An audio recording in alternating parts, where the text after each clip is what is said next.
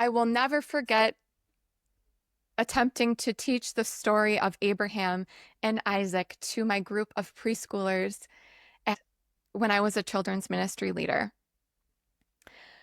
I, telling them the story about how God was asking Abraham to sacrifice his son. And so often the story goes something like, have faith like Abraham, be like Abraham, just do whatever God says and trust that it's going to work out.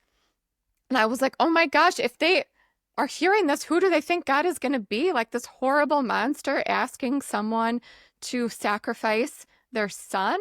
Like I just quickly maybe skipped a few pages and got to the part where there was the foreshadowing of Jesus. And in that moment, it felt like time stopped and heaviness came down into the room. And I was like, something is off. I don't have the right understanding of this. And honestly, it led me into a wrestling with God, and I reading and researching and struggling in anger and all the things for like the better half of a casual decade. And now, sincerely, this is my very favorite Bible story. Abraham and Isaac. This is not a story of have faith like Abraham, be like Abraham. Or maybe it is, but at least not in the way I originally interpreted it. This is actually most deeply about Abraham ridding himself of his projections and his fears of who he believed God might be. See, during the time of this story, sacrifice was common, and tragically, even child sacrifice took place. And so I can imagine that Abraham, in his relationship with God, he had these lingering fears of, God, is this who you are? Are you really just like all of these other gods? We can only know love and compassion as deep as we have known and come to know love and compassion. And so naturally, we can only know the source of all love as deep as it has moved through our being.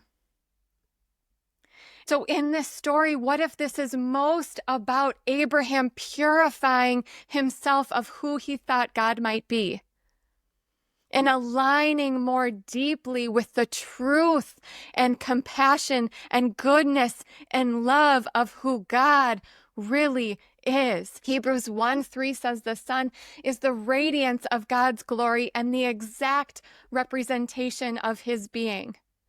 So we can know that if our vision and our version of God looks anything different than Jesus, that we are most likely projecting our fears or our unknown areas, the areas of our life that have yet to be touched by light and by love. We're simply projecting those on to the source of all light and love. So God, come down, clear our hearts.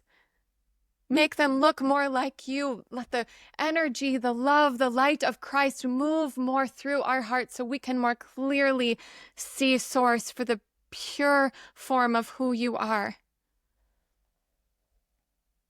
And may the purest form of who you are shine down onto our hearts so we can more deeply feel the truth of Christ's love. And while the Bible is so many beautiful things, my very favorite thing about it is that it is this collection of stories showing us people that are purifying their version, their understanding of God. That's why some of it feels like low vibe and some of it feels totally aligned with love. It's the story of the human experience attempting to align more with the pure love, and ultimately Jesus showing himself and saying, here I am. Hebrews 1:3.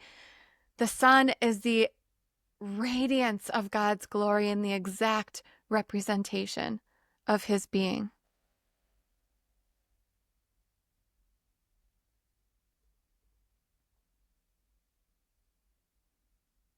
In my life, in the places where I don't know God to be completely holy and true love, Christ rain down on my vision and on my heart so I may more clearly see love for what love truly is.